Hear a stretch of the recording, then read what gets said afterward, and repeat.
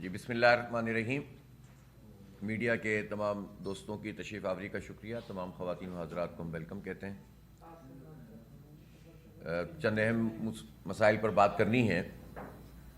آغاز ہم کرتے ہیں اس وقت جو شہر میں بدترین بحران ہے گیس کا، اور جسے عملاً کہتے ہیں کہ چولہے ٹھنڈے ہوئے ہیں. واقعی چولہے ٹھنڈے ہوئے ہیں، اور بعض علاقوں میں تو مسلسل گیس کی فراہمی معطل ہے، اور بعض علاقوں میں اس کی اتنی شدید لوڈ شیڈنگ ہے کہ بنیادی مسائل جو گھروں کے ہوتے ہیں وہ حل نہیں ہو رہے، اور بچے بھی ڈسٹرب ہیں، فیملیز بھی ڈسٹرب ہیں، جابس پہ لوگوں کو جانا ہوتا ہے، ورکنگ ویمن ہوتی ہیں، ان کے لیے پرابلمز ہوتی ہیں، اور سب کو ایک طرح کی عجیب کیفیت سے انہوں نے گزارا ہوا ہے. یہ آواز بند کروائیے گا. اسی طرح جو صنعتوں میں گیس کا مسئلہ ہے وہ بھی شدید بحران کا شکار ہے، اور اس کے نتیجے میں آپ کو معلوم ہے کہ پہلے ہی یہاں کے حالات خراب ہیں صنعتوں کے، اور بنیادی سہولتیں جو حکومت کی ذمہ داری ہے وہ سہولتیں حکومت فراہم نہیں کر رہی ہے. پانی فراہم کرنا، گیس فراہم کرنا، بجلی فراہم کرنا، انفراسٹرکچر دینا، اور اس قابل بنانا کہ صنعتیں لگ سکیں، اور لگ جائیں تو چل سکیں، یہ اسٹیٹ کی ذمہ داری ہوتی ہے، حکومت کی ذمہ داری ہوتی ہے. جب آپ ٹیکس وصول کرتے ہیں تو یہ ساری سہولتیں فراہم کرنا بھی حکومت کی رسپانسبلٹی ہوتی ہے. لیکن ہمارے صوبہ سندھ میں اور بالخصوص شہر کراچی میں جو پورے پاکستان کا صنعتی ہب ہے، یہاں ان تمام چیزوں کے حوالے سے لوگ بدترین کیفیت سے دوچار ہوتے ہیں. پانی کا نظام کوئی حکومت کی طرف سے فراہم نہیں کیا گیا، کیب افور منصوبہ بنا نہیں ہے، جس کے نتیجے میں پانی ہو تو انڈسٹری کو بھی ملے اور ریزیڈینشیل ایریا میں بھی پراپر طریقے سے ملے. اب ایک جگہ پانی لے کے جائیں تو دوسری جگہ نہیں جاتا، اور دوسری جگہ لے جائیں تو ریزیڈینشیل ایریا میں نہیں آتا. تو ظاہر ہے یہ نااہلیاں ہیں جس کے نتیجے میں انڈسٹری پنپتی نہیں ہے. تو اس پر یہ ہے کہ گیس کا اتنا شدید بحران ہو جائے تو اس سے سبھی لوگ پریشان ہیں. آئین کی آرٹیکل 158 کے مطابق یہ ہمارا حق ہے صوبہ سندھ کا کہ جو سب سے زیادہ گیس پروڈیوس کر رہا ہے تقریباً 70%، تو یہ صوبہ سندھ کا حق ہے کہ پہلے اس کی ضرورت پوری ہونی چاہیے، پھر اس کے بعد باقی جگہوں پر گیس کی سپلائی ہونی چاہیے. یہ آئین میں درج ہے، یہ کسی کی ذاتی خواہش کا مسئلہ نہیں ہے، کسی صوبے کی خواہش کا مسئلہ نہیں ہے. اور بجا طور سے ہمارے وزیر اعلیٰ صاحب مقبول باقر صاحب نے خط لکھا ہے فیڈرل گورنمنٹ کو کہ آئین کے مطابق ہمیں گیس کی فراہمی کو یقینی بنایا جائے. اور یہ بالکل ٹھیک بات ہے، اس لیے کہ یہ وفاق کا سبجیکٹ ہے اور صوبہ سندھ کو اس کے حصے کی گیس ملنی چاہیے. اور ظاہر سی بات ہے کہ صوبہ سندھ کی جب ہم بات کرتے ہیں تو اس میں مین ہمیں جو صنعتی ہب نظر آتا ہے وہ کراچی ہے، اور کراچی کی 3.5 کروڑ کی آبادی ہے، لیکن اس کو اس کا شیئر نہیں مل رہا، جس کے نتیجے میں سبھی بحران کا شکار ہیں. ہمارا مطالبہ یہ ہے کہ ہمیں گیس پراپر ملنی چاہیے، اور صوبہ سندھ جیسی جگہ جہاں جو 70% گیس پروڈیوس کر رہی ہے، اگر آپ اسے بھی RLNG امپورٹ کرنے کی طرف لگا دیں گے تو پھر باقی معاملات کیسے چلیں گے؟ ویسے ہی اتنے مہنگے ٹیرف ہو گئے ہیں، اور 193% اضافہ کیا ہے صنعتی، اور 173% اضافہ کیا ہے انہوں نے ریزیڈینشیل گیس کی پرائسز میں. اور جو فکس میٹر ہوتا تھا 10 روپے کا، اس کو 400 روپے کر دیا. تو آپ سوچیں کہ ہر لحاظ سے عوام کو مارنے کا جو عمل ہے وہ جاری ہے، اور یہ IMF کے شاگرد اور غلام ہیں جو اس کام کو انجام دے رہے ہیں. جاگیرداروں پہ ٹیکس نہیں لگائیں گے، عوام مرے ہوں کو مارتے رہیں گے. ابھی IMF نے مطالبہ کر دیا ہے کہ آپ سیلریڈ طبقے پہ، تنخواہ دار طبقے پہ مزید ٹیکس لگائیں. اس IMF کو موت آتی ہے اس وقت کہ جب جاگیردار ٹیکس نہیں دیتے تو یہ صرف ایک بات کہہ کے ختم کر دیتے ہیں، اور جب معاہدے کر رہے ہوتے ہیں، پیسے دینے کا موقع آتا ہے یا اپروو کرنے کا موقع آتا ہے تو سارا جو ہے وہ صنعتوں کے اوپر اور عوام کے اوپر، بجلی کی اور گیس کی ان پرائسز کو بڑھانے کے لیے سارا زور لگاتے ہیں. اس لیے کہ IMF خود ایک بین الاقوامی سامراجی ایجنڈے کا پارٹ ہے، اور وہ ظاہر ہے اس وقت امریکہ کی بالادستی ہے، اور یہ پورے جو مغرب کا یہ جو تسلط کا تصور ہے یہ IMF کے ذریعے وہ پورا کرتے ہیں. لیکن اس سے بڑی بدقسمتی ہماری یہ ہے کہ IMF جن لوگوں سے مذاکرات کرتا ہے وہ بھی IMF کے ایجنٹ ہوتے ہیں. جب ٹیبل پہ بات ہو رہی ہوتی ہے تو سامنے بھی IMF بیٹھی ہوتی ہے اور اس طرف بھی IMF بیٹھی ہوتی ہے. ان کے ہی نمائندے ہیں جو ہمارے سروں پہ مسلط ہیں، اور ان کی مرضی کے مطابق وہ فیصلہ کرتے ہیں. عوام دشمن فیصلہ اور معیشت دشمن فیصلہ، جس کے نتیجے میں آج 76-77 سال میں ہم پنپ ہی نہیں پا رہے ہیں. اس لیے ہمارا یہ مطالبہ ہے کہ یہ گیس کی لوڈ شیڈنگ بھی ختم ہونی چاہیے، اور گیس ہمیں فراہم بھی پراپر ہونی چاہیے. اور اسی طرح یہ جو ان کے مطالبات کی ایک فہرست آتی چلی جا رہی ہے کہ تنخواہ دار طبقے پہ مزید ٹیکس لگاؤ. کسی صورت میں بھی حکومت کو اس آگ سے نہیں کھیلنا چاہیے. بجلی کی پرائسز تو کم ہونی چاہیے. ابھی تو صورتحال یہ ہے کہ سردیاں ہیں اور اس میں بھی بل آپ اگر پچھلی سردیوں اور اس سے پچھلی سردیوں اور اس سے پچھلی سردیوں سے کمپیئر کریں گے ڈبل سے بھی زیادہ سردیوں میں آ رہے ہیں. اور ان سردیوں میں بھی لوڈ شیڈنگ ہو رہی ہے, بجلی کی بھی لوڈ شیڈنگ ہو رہی ہے. آپ اندازہ لگائیے کہ کتنا بدترین نظام ہے جو اس پوری کرپٹ مافیا نے پاکستان کو دیا ہوا ہے. اور پھر باتیں ان لوگوں کی سنو, لمبی لمبی جو ہے وہ باتیں کر رہے ہوتے ہیں.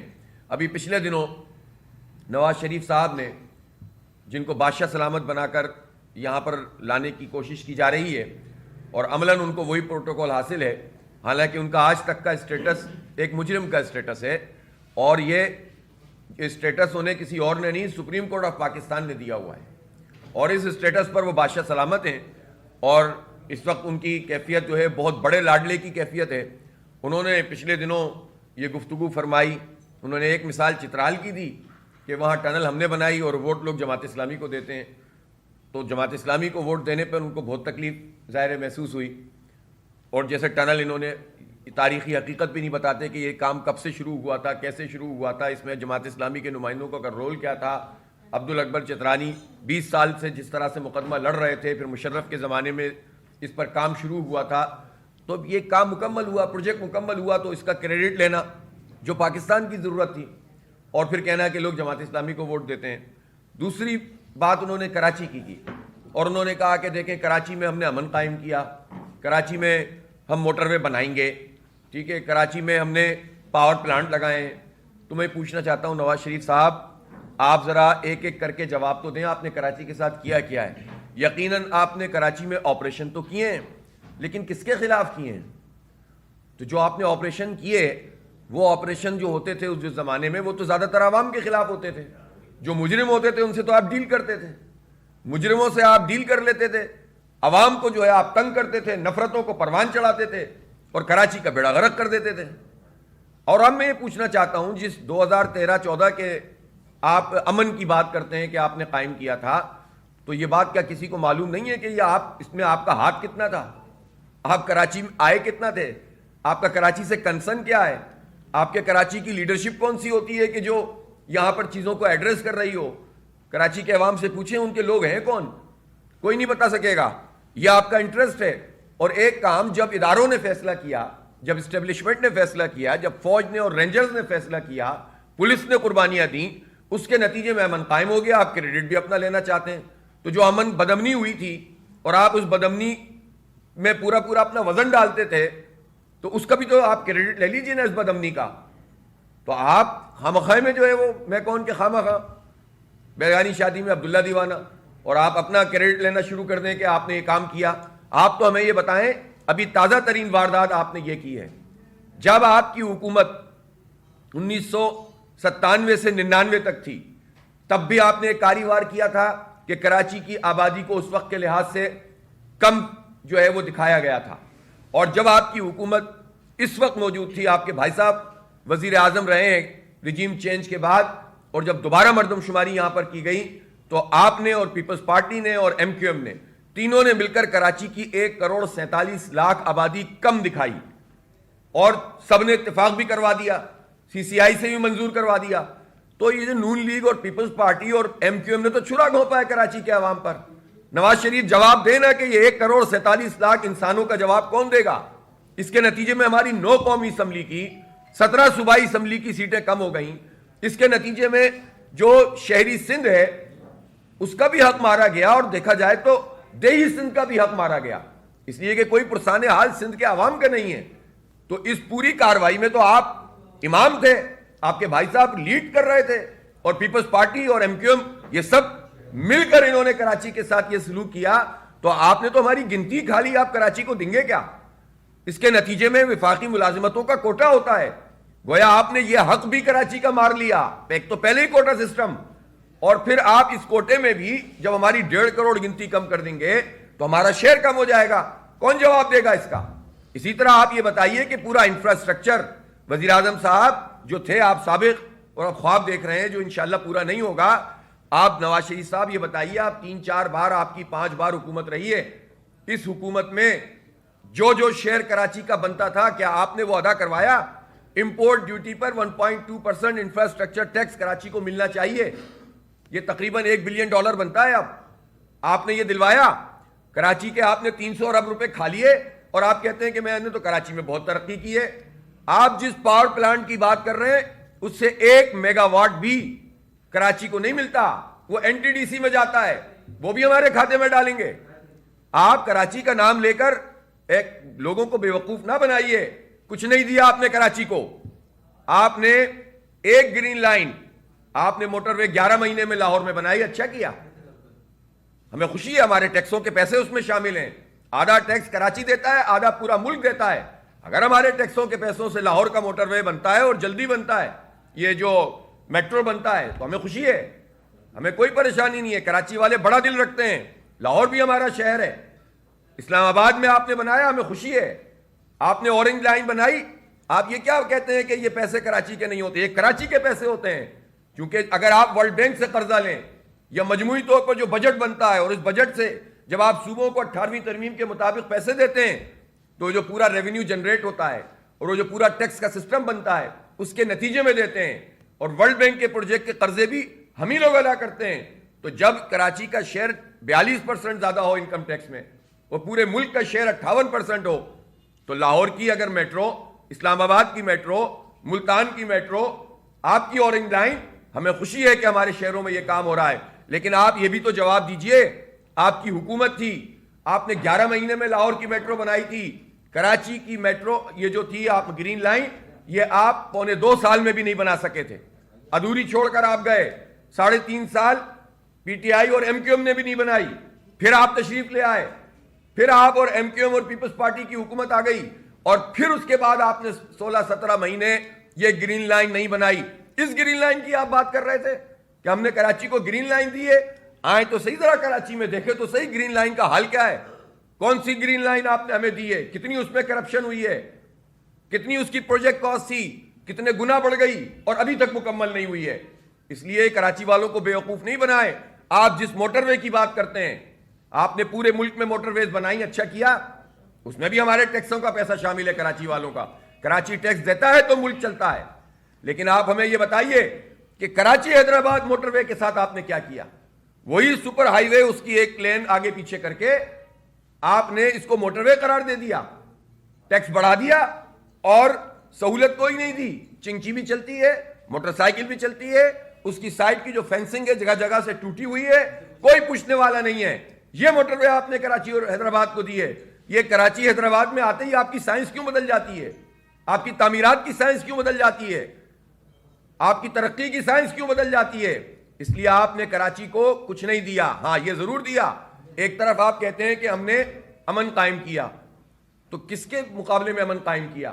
جس کے مقابلے میں امن قائم کرنے کی آپ بات کرتے ہیں, آپ وہ سارے کے سارے لوگ آج بھی موجود ہیں, ان کے ساتھ آپ اتحاد کر کے اپنی سیٹیں ان کو دے دیتے ہیں کہ ہم تو یہاں سے کھڑے ہی نہیں ہوں گے. نون لیگ کے ورکر کہتے رہتے ہیں کہ بھئی یہاں تو ہمیں جو ہے وہ کوئی پوچھتا ہی نہیں ہے, نون لیگ کی لیڈرشپ, یہ تو پٹے پہ دے دیتے ہیں MQM کو, اور اب تو MQM کی جو صورتحال ہے وہ سب کے سامنے. تو آپ کراچی سے یہ محبت کرتے ہیں, کراچی کا حق ہے. PSDP میں آپ بتائیے, آپ کے دور میں خود آپ وزیر اعظم تھے, پھر آپ کے بھائی وزیر اعظم تھے, جو پاکستان کا ترقیاتی بجٹ ہوتا ہے اس میں شیئر کراچی کا کیا ہوتا تھا؟ اگر 400 ارب روپے کا بجٹ ہے تو کراچی کا شیئر تمام پروجیکٹس کے ملا کے 10 ارب روپے بھی نہیں ہوتا تھا. پھر اس کے بعد اگر 650 ارب روپے تک کا آیا تھا تو اس میں بھی جو ہے وہ 37-38 ارب روپے بھی نہیں ہوتا تھا. وہ پروجیکٹ جس کا تعلق کراچی سے نہیں ہوتا تھا وہ بھی آپ اس میں ڈال دیتے تھے بیوقوف بنانے کے لیے ہمیں. تو آپ نے کراچی کو کچھ نہیں دیا ہے, اور پیپلز پارٹی نے کراچی کا بیڑا غرق کیا ہے, اور MQM نے ان دونوں کے ساتھ مل کر 35 سال میں کراچی کی ایسی تیسی کر دی ہے. تو اب یہ لوگ مل کر دوبارہ سے آ گئے, اکٹھے ہو گئے, وقتی طور پر فرینڈلی فائر ہو رہا ہے. ابھی تو نواز شریف صاحب آپ یہ بھی تو بتائیے, ابھی تو آپ پیپلز پارٹی کے خلاف اتنی باتیں آپ کی پارٹی کر رہی ہے, یہ جو قبضہ میئر صاحب بیٹھے ہوئے ہیں یہ کس کے ووٹ سے بیٹھے ہوئے ہیں؟ بھائی 192 ہمارے تھے, 173 ان کے تھے, انہوں نے بندے اٹھوا لیے, اور 13 ووٹ سے یہ انہوں نے کہا کہ ہم جیت گئے. ان 13 میں سے 14 ووٹ تو نون لیگ کے ہیں. تو یہ نون لیگ کے ووٹ وہاں کیا کر رہے ہیں جب آپ پیپلز پارٹی کے خلاف ہیں اور کہتے ہیں کہ بہت مجھے افسوس ہے کہ یہاں پر تعمیر و ترقی نہیں ہو رہی اور کرپشن ہو رہی ہے؟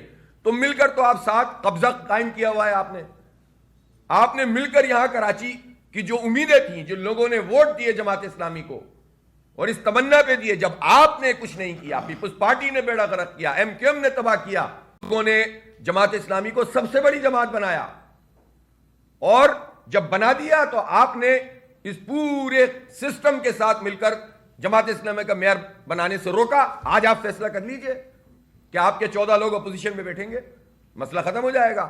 لیکن یہ کون سا طریقہ ہے کہ آپ باتیں تو بڑی بڑی کریں اور سپورٹ آپ ایک دوسرے کو کرتے ہوں؟ اس لیے یہ نہیں چلے گا۔ اور اب کراچی کے عوام کو تو خاص طور پر سب کا پتہ ہے۔ میں کراچی کے عوام سے یہ کہنا چاہتا ہوں کہ آنے والے قومی انتخابات میں تمام تر رکاوٹوں کے باوجود جو اس وقت ہو رہی ہیں، اس کے باوجود اپنا ووٹ ایک طرف کر لیں۔ یا تو لوگ سمجھ لیں کہ ٹھیک ہے، پیپلز پارٹی نے بہت ترقی کر دی، بہت تعمیر کر دی، کراچی کی سڑکیں بھی بہترین، کراچی کے انڈر پاس بھی زبردست، کراچی میں پانی بھی پورا آ رہا ہے۔ اب یہ میں دیکھیں نا کتنی چیزیں ہوتی ہیں جس کا آدمی تذکرہ کرے۔ K4 منصوبہ، K4 منصوبے سے 650 ملین گیلن پانی ملنا تھا ہمیں۔ پہلے وہ صوبائی حکومت کرتی رہی، نہیں ہوا۔ پھر یہ نواز شریف صاحب نے کہا کہ ہم دیں گے اور ہم بنائیں گے۔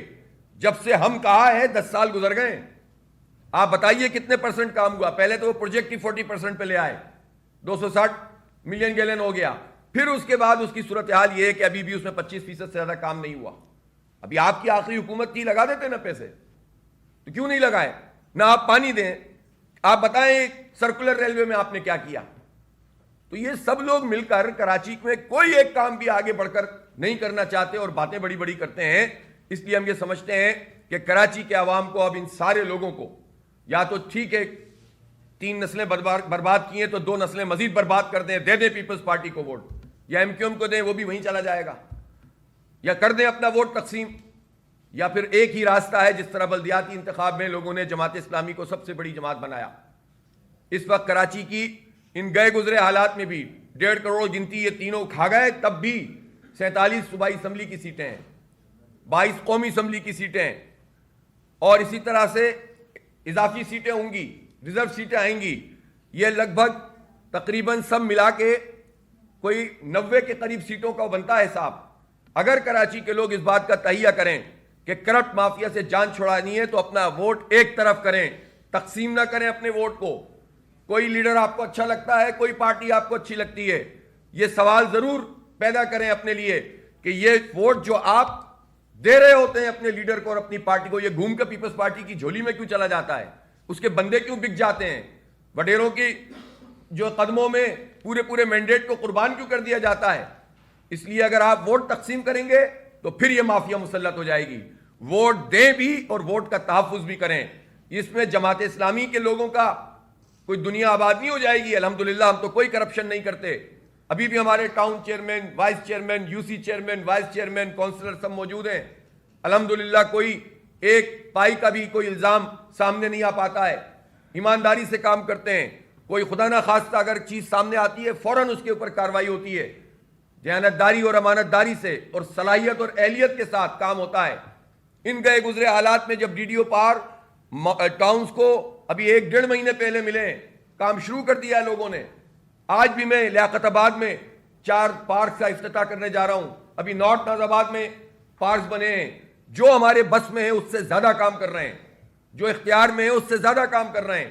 لیکن میں کراچی کے عوام سے کہنا چاہتا ہوں کہ اگر قومی اور صوبائی میں انہوں نے اپنے ووٹوں کو تقسیم کیا تو پھر یہ مافیا مسلط ہو جائے گی، پھر ہم اپنی نسلوں کو مزید تباہ نہیں کر سکتے۔ اس لیے ایک طرف ہو جائیں، انشاءاللہ جماعت اسلامی آپ کے ووٹ کا آپ کے ساتھ مل کر تحفظ بھی کرے گی، اور اب ہم یہ بلدیاتی الیکشن کی طرح تماشا نہیں لگنے دیں گے۔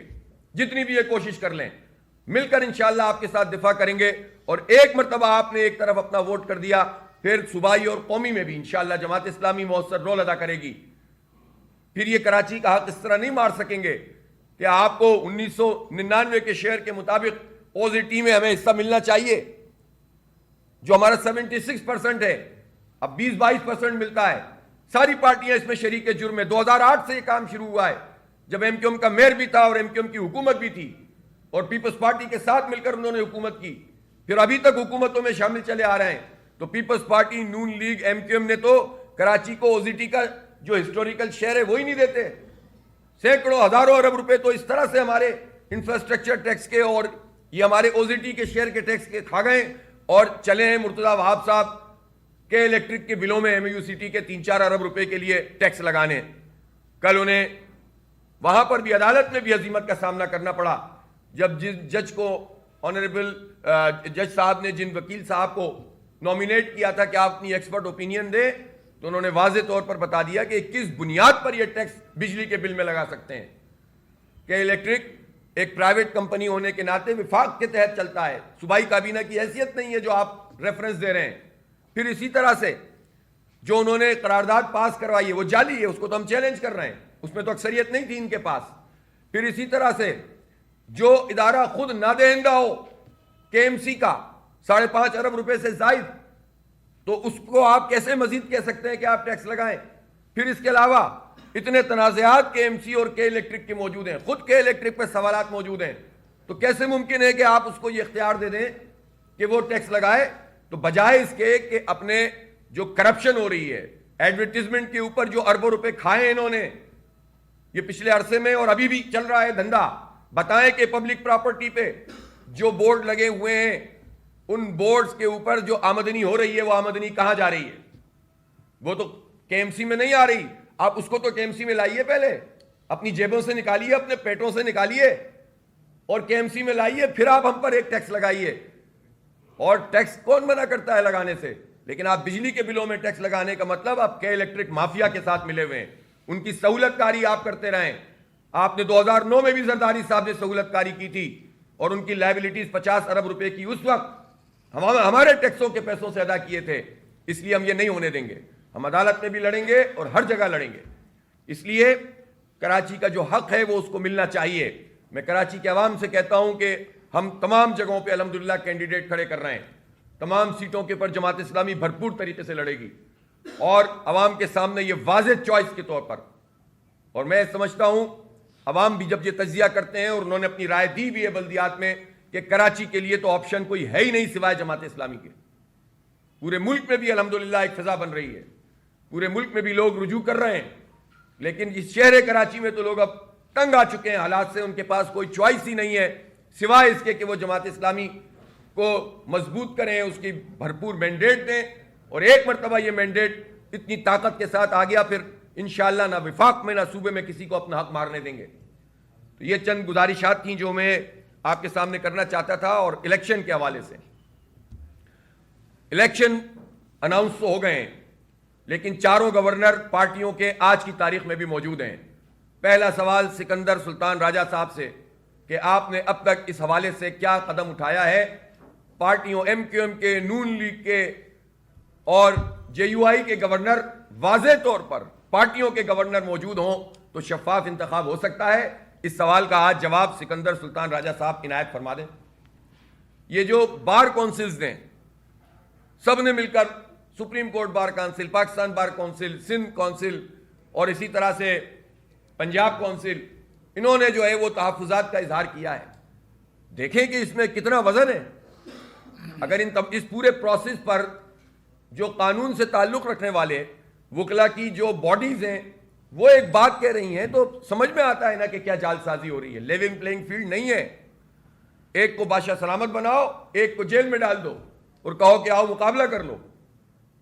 और मैं आपसे कहना चाहता हूं, एक तरफ आप शफाफियत की बात करें और दूसरी तरफ कल से नामजदगी के कागजात मिलना शुरू हुए। इस शहर कराची में कितने आरोज हैं जो रुकावट डाल रहे हैं। हमने परसों सूबाई इलेक्शन कमीशन के चीफ साहब से मुलाकात की थी। मैं उनसे फिर यह कहना चाहता हूं कि अपने आरोज को यह समझाएं कि फॉर्म देने में रुकावट डाल रहे हैं तो बाद में क्या कुछ करेंगे ये आरोज। एक इंस्ट्रक्शन होनी चाहिए कि ये सबका, ये तो ऑनलाइन मिलना चाहिए था फॉर्म, इस फॉर्म में है क्या? सबको मिलना चाहिए, हर एक का हक है कि उसको एक्सेस मिले। अब वहां रुकावटें खड़ी करो कि ये लेकर आओ वो लेकर आओ तब फॉर्म जारी करेंगे, ये कतन गलत बात है। अभी से आप अपने लक्षण दिखा रहे हैं, ये आरोज डी आरोज, तो बाद में क्या करेंगे? इसलिए शफाफियत का तकाजा यह है कि इन तमाम उमूर के ऊपर वाज़ेह तरीके से जो है वो चीजें होनी चाहिए, बजाय इसके कि ऐसा गुटमुट कर दो कि बाद में अपनी मर्जी के नताइज हासिल करो। ये नहीं होने दिया जाएगा इंशाअल्लाह। बहुत बहुत शुक्रिया। आपने अपने उम्मीदवार फाइनल कर दिए हैं और आपने कहा था हम पूरे तमाम सीटों से अपने उम्मीदवार खड़े करेंगे, तो جی انشاءاللہ جماعت اسلامی کے لوگوں نے کاغذات لینا شروع کیے ہیں اور یہ 3 دن میں ہم نامزدگیاں کریں گے اور پھر اس کے بعد جو ہے وہ ہم نے فائنل کر لیے ہیں اور نشان دے دیے جائیں گے. انشاءاللہ تعالی ہم آپ کو لسٹ بھی پوری فراہم کر دیں گے جیسے ہی مکمل ہوگا عمل, اور ہم تمام کراچی کی تمام سیٹوں سے الیکشن لڑیں گے انشاءاللہ. سندھ کے الیکٹرک میٹر سے اس دن آپ کی ملاقات ہوئی تو جو آپ کا ایک مطالبہ تھا آر اوز اور ڈی آر اوز عدلیہ کے ہو, اس پہ ان کی بات ہوئی. ہم نے بات کی, ظاہر ہے کہ یہ ان کا سندھ الیکشن کمیشن کا ڈومین تو نہیں ہے, یہ ڈومین تو چیف الیکشن کمشنر اور چیف جسٹس صاحب کا ہے. اور چونکہ چیف جسٹس صاحب نے رات کو جو عدالت لگائی تھی اس میں یہ بات کہہ دی کہ جو معطل ہوا تھا پروسیس اس کو روک دیا تھا, تو الیکشن کروانے پہ تو سب نے ان کی وہ کی ہے, خیر مقدم کیا ہے کہ اس پر انہوں نے اگر اپنا کردار ادا کیا, لیکن یہ لاجک تو ہماری سمجھ میں نہیں آئی کہ وہ چیف جسٹس صاحب کو بھی یہ حق کس نے دیا ہے کہ وہ ایک پروسیس جو شفاف ہونے کے کچھ امکانات موجود ہوں. ہم تو یہ نہیں کہتے کہ عدلیہ بالکل, عدلیہ کے بھی بہت مسائل ہیں, لیکن انتظامیہ کے مقابلے میں تو قدرے بہتر ہے نا. تو اگر ذرا سے بھی امکان موجود ہیں تو چیف جسٹس صاحب کو یہ کس نے اختیار دیا ہے کہ آپ زبردستی روک دیں اس بات کو؟